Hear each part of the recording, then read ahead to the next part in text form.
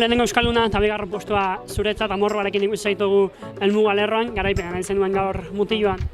Bai, esan zirkuito oso politia zen, favorito guztik momentu baten alde indue aurretik, eta bueno, karrera hor juntzegu, baina gero ikusi dugu hortze duela eta harrapatu inditeu, eta orduan aukerak sortu arazizaizkigu, eta fuerte ikustekinan bukaerako.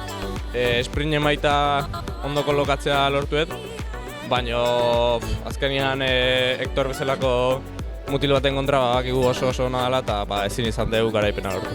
Txerrenduari on zineten aurreko taldean, ekainek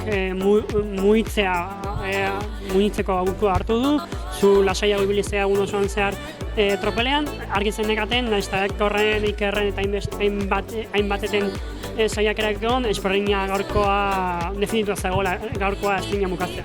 Egia esan bi baza horiek genezkan, ekain pixkat eskapata eta hola ateatzea eta ni esprinako goretzea.